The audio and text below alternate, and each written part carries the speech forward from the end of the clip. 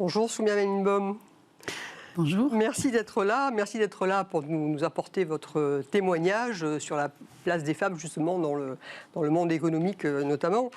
Alors vous pouvez d'autant mieux le faire et plus le faire que vous avez un parcours et des engagements d'ailleurs variés, puisque je rappelais un petit peu en introduction, mais vous êtes entrepreneur, vous avez créé, vous avez développé votre boîte qui était sur la technologie de l'information pendant 15 ans, vous l'avez revendue au groupe Kérus, vous êtes devenue de ce fait vice-présidente business développement et ESG de Kérus, et vous êtes également, depuis quelque temps, présidente donc élue de la CCI Paris. Et c'est à ce titre que je voulais vous faire intervenir aujourd'hui, parce que vous avez ce regard sur, au sein de la CCI Paris, qui est une grosse CCI, de tout ce qui peut se passer. Alors, avant de parler des femmes dans le cadre de votre activité CCI, dites-nous un petit peu les grands chiffres, juste pour rappel, c'est quoi la CCI Paris, qu'est-ce que ça représente, et quelle était finalement votre ambition, feuille de route du démarrage, mais en très court pour qu'on puisse parler des femmes. Merci. La CCI, c'est un établissement public dans le monde consulaire. En France, il y a 122 chambres de commerce territoriales, régionales. Moi, la mienne est départementale. Paris, c'est un peu le poumon de la France. C'est 380 000 entreprises, c'est 62 000 commerces. C'est le centre de tous les pouvoirs politiques, économiques, institutionnels. Et donc, on est un peu là, l'établissement au milieu du village, avec un entrepreneuriat très développé, puisqu'il y a 5000 startups aussi à Paris. Et donc, j'ai été élue pour un mandat de 5 ans, donc la deuxième femme en un siècle. Mmh. Oui, excuse-moi, mais vous m'avez dit d'ailleurs que sur les 120 chambres consulaires, il n'y en a que 20... Alors, sur les 122 chambres en France, il y a à peine 10% de femmes présidentes. Bon.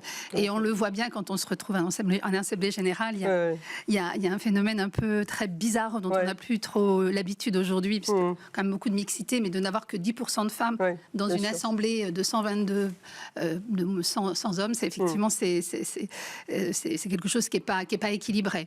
Et donc, vous avez été élue sur la base d'un programme, en fait. Alors, élue effectivement sur la base d'un programme. Donc le programme, moi je suis une femme de la tech, donc pour à la fois apporter de l'innovation, de la créativité, et puis répondre aux enjeux qui attendent à la fois le commerce et les entreprises parisiennes, notamment avec l'arrivée des grands événements, la Coupe du Monde de rugby en septembre et les JOP l'année prochaine.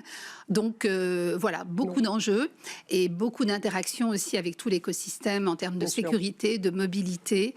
Et donc, le sujet de l'entrepreneuriat, pour moi, il est central, et surtout autour des femmes. Voilà. Alors, les femmes. Donc, les femmes, voilà.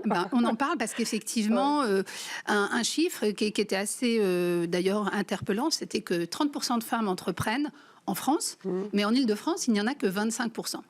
Donc, c'était une question quand même qui nous a interpellés. Et donc, on a décidé ensemble avec les élus, parce que j'ai 80 élus qui sont comme moi bénévoles et qui accompagnent cet établissement public pour redonner un peu de notre expérience et de notre vécu. On a créé un programme qui s'appelle Boost Entrepreneur, qui accompagne aujourd'hui un peu moins de 30 femmes qui ont créé leur entreprise qui ont moins de 3 ans. Il faut que ce soit des femmes qui ont créé entre 1 et 3 ans.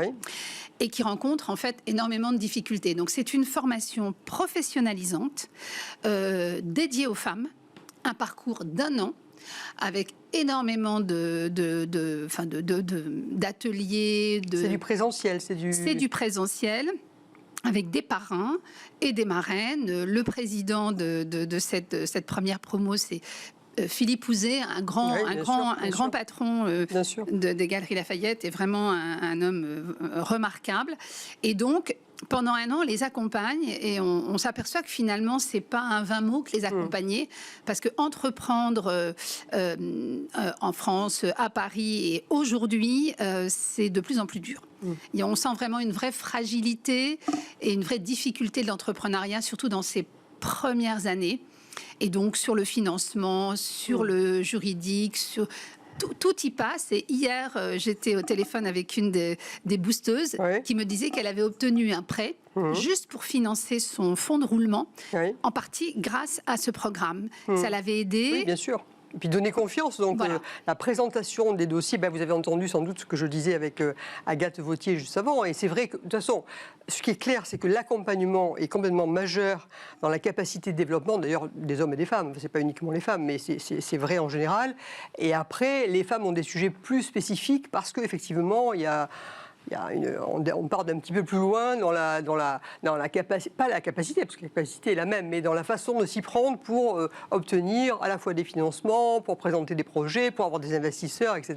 Donc, les chiffres parlent d'eux-mêmes. Bien sûr, si on bien veut sûr. être très factuel et analytique, c'est pas un biais, c'est une réalité. Elles lèvent moins de financement, elles ont moins de réseaux, voilà. Enfin. Et alors donc là, on est dans la première promotion. On est dans la première promotion. Oui. Cette promotion, on va la déployer. Oui. Au niveau de la région et probablement au niveau national. Voilà, j'allais vous dire, il faut que ça serve. Parce qu'aucune autre région n'avait jusqu'à présent lancé d'initiatives spécifiques. Alors, les régions ont développé des dispositifs autour des femmes, autour de l'accompagnement des femmes, des réseaux de femmes. Mais ce dispositif professionnalisant, un parcours d'un an. Ah oui, avec le SCP d'ailleurs. Avec le SCP. Donc, en fin d'année, elles auront une certification, un diplôme avec une de nos écoles. Vous savez qu'on a le SCP, HEC dans les écoles consulaires.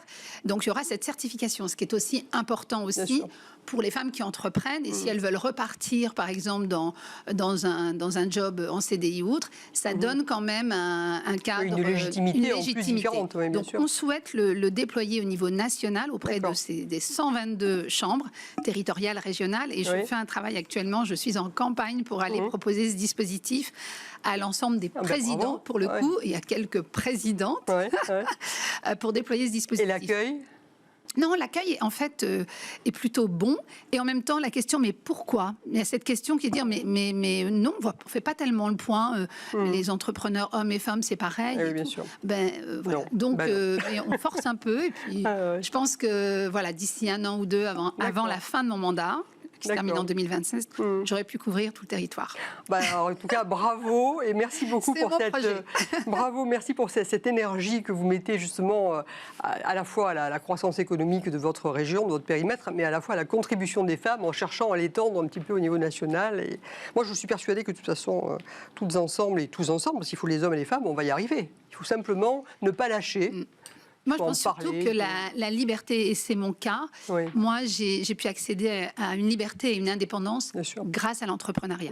Je pense que la liberté des femmes passe par la liberté d'entreprendre. C'est le mot totalement conclusif.